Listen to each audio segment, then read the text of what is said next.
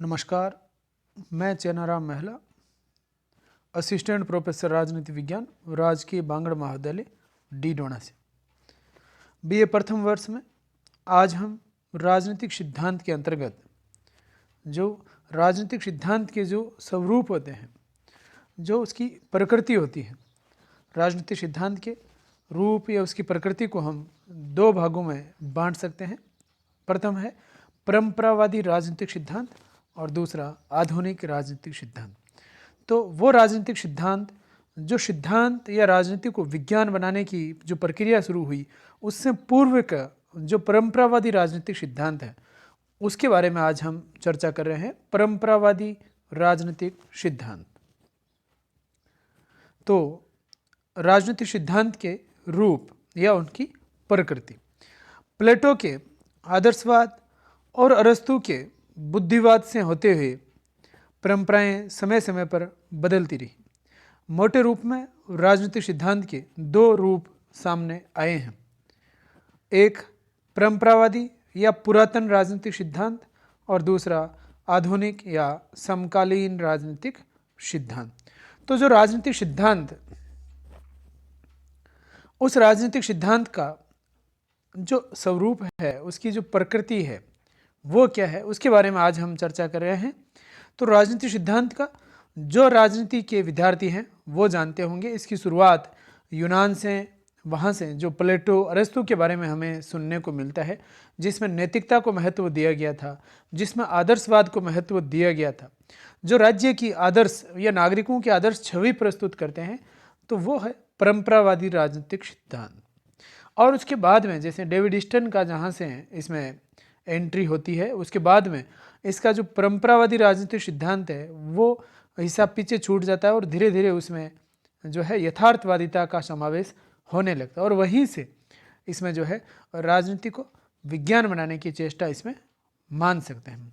तो जो प्रथम है स्वरूप वो है परंपरावादी राजनीतिक सिद्धांत या पुरातन राजनीतिक सिद्धांत, और जिसे क्लासिकल पॉलिटिकल थ्योरी भी हम कहते हैं। और दूसरा है समकालीन राजनीतिक सिद्धांत या आधुनिक, जो अभी वर्तमान में चल रहा है।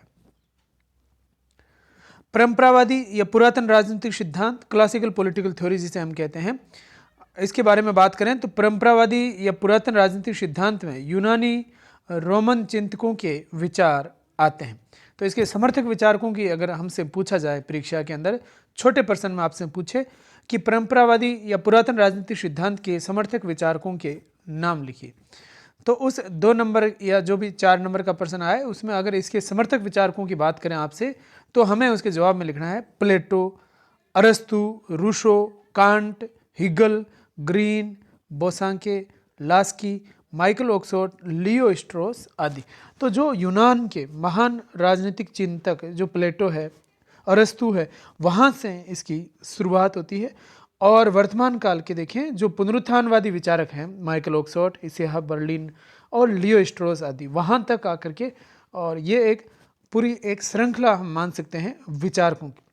तो प्लेटो जैसे महान राजनीतिक चिंतक इसमें शामिल है, अरस्तु है, रूसो जो सामान्य इच्छा सिद्धांत जिन्होंने दिया था, पश्चिम के ये पाश्चात्य राजनीतिक विचारक हैं, कांट, हिगल और ग्रीन जैसे सौम्य राजनीति के विद्वान, जिन्होंने थोड़ी ठीक इसकी जो है आदर्शवादी ही छवि को आगे बरकरार रखा, बोसांके, लास्की और माइकल ऑक्सफोर्ड, लियो स्ट्रॉस आदि। तो यह है परंपरावादी या पुरातन राजनीतिक सिद्धांत के समर्थक विचारक। अब वास्तव में है क्या परंपरावादी राजनीतिक सिद्धांत, तो उसके बारे में कि जो आप परंपरावादी राजनीतिक सिद्धांत का नाम जब हम देखते हैं तो वास्तव में उसका अर्थ क्या है या उससे कैसी छवि उभर करके सामने आती है राजनीतिक सिद्धांत की, तो उसके बारे में यहाँ पे बताया गया है।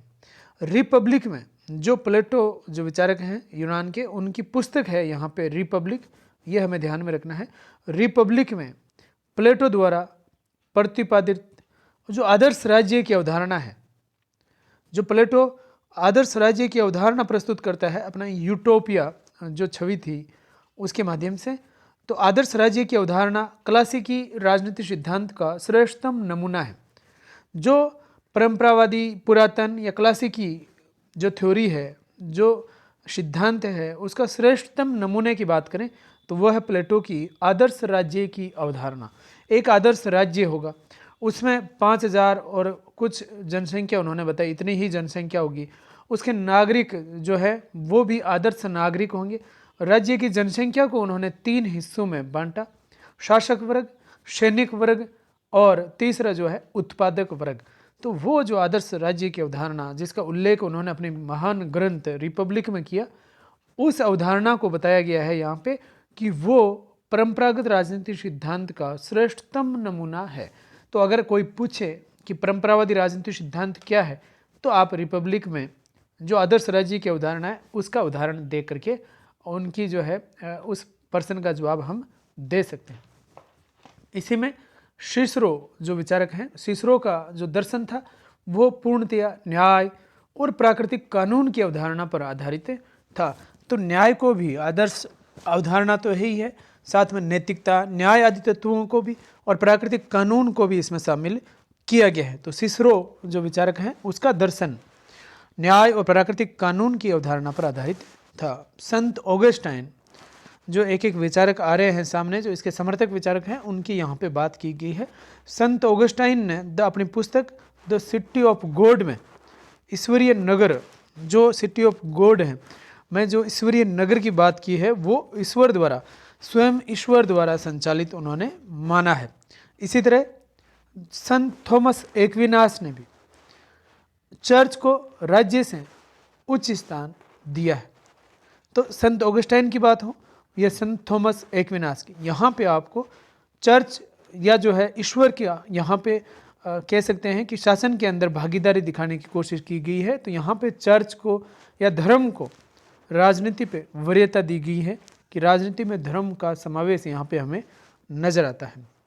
इसी तरह कांट की बात करें तो कांट ने विधिक कानूनों को नैतिक कानूनों का अंग बताया है। तो जो कानून बनेंगे जिससे शासन का संचालन होना है वो नैतिकता से बंधे हुए होंगे। तो विधिक कानूनों को नैतिक कानूनों का अंग उन्होंने बताया। और हिगल विचारक है, उन्होंने राज्य को पृथ्वी पर ईश्वर का अवतार बताया है कि राज्य पर ईश्वर का अवतार है।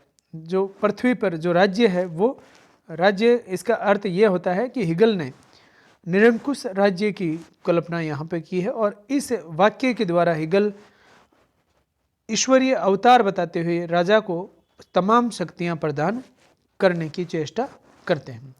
लास्की की बात करें जो विचारक हैं, लास्की उन्होंने अपनी पुस्तक ए ग्रामर ऑफ पॉलिटिक्स, जो उनकी पुस्तक है, में ये बताते हैं लास्की कि राज्य को क्या करना चाहिए। तो संपूर्ण थ्योरी क्या करना चाहिए, आदर्श राज्य में ऐसा होना चाहिए, आदर्श नागरिक ऐसे होना चाहिए, जैसा प्लेटो बात करता है वैसे ही लास्की भी करते हैं बात। तो राज्य को क्या करना चाहिए पे वो जोर दिया गया है, पर वो कैसे होगा इस पे जोर नहीं दिया गया है। हिगल ने विश्वात्मा व ग्रीन ने शाश्वत चैतन्य की थ्योरी इसमें दी है। तो विश्वात्मा का उल्लेख आए वहाँ पे हमें हिगल का ध्यान रखना है, और शाश्वत चैतन्य की जहाँ पे बात है वहाँ पे TH ग्रीन का उल्लेख आना चाहिए।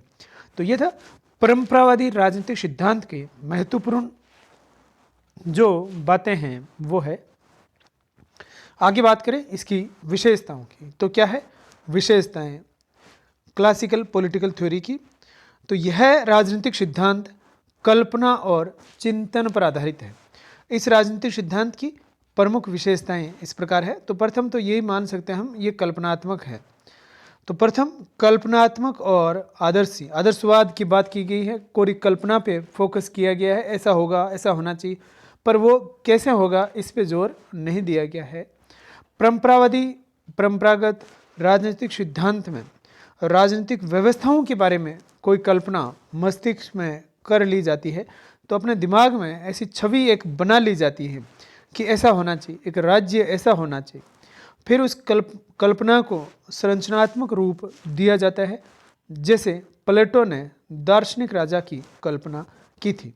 तो एक कल्पना मस्तिष्क में कर ली जाती है और उसी को उतार दिया जाता है, स्वरूप उसका जो है वो कहते हैं कि दार्शनिक राजा ऐसा होगा जैसा प्लेटो ने कहा। तो कल्पनात्मक है और आदर्शवाद को सबसे ऊपर रखा गया है। दूसरी बात, नैतिकता और राजनीतिक मूल्यों पर विशेष जोर। क्लासिकी राजनीतिक सिद्धांत का मुख्य सरोकार है क्या होना चाहिए, तो वो नैतिकता से या राजनीतिक मूल्यों पर आधारित होना चाहिए। इसके अनुसार राजनीति आचार शास्त्र का परमादेश मात्र है। आचार विचार जो होते हैं नैतिकता के, उन नैतिकता के विचारों को इसमें जो है मुख्य स्थान दिया गया है और समस्त कार्य नागरिकों के या राजा के वो नैतिकता से ओतप्रोत होने चाहिए। तो नैतिकता और राजनीतिक मूल्यों पर विशेष जोर दिया गया है।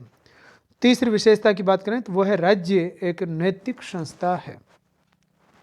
परंपरागत सिद्धांत में राज्य को नैतिक संस्था माना गया है।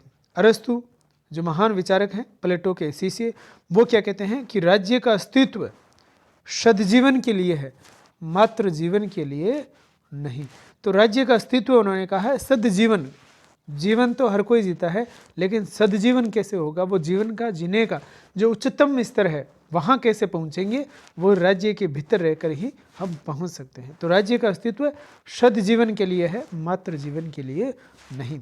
इसी प्रकार रूसो क्या कहते हैं, रूसो के अनुसार सब नागरिकों की वह इच्छा जिसका उद्देश्य सामान्य हित हो, सामान्य इच्छा कहलाती। तो रूसो की जो सामान्य इच्छा की अवधारणा है, जनरल विल, उसके लिए कहा गया है सब नागरिकों की वह इच्छा जिसका उद्देश्य सामान्य हित हो, सामान्य इच्छा कहलाती है। अर्थात इच्छाओं का ये यहाँ पे सार है। सारी इच्छाएं क्या कहते हैं नागरिकों की, वो कहती है उसमें सभी लोगों का हित निहित है।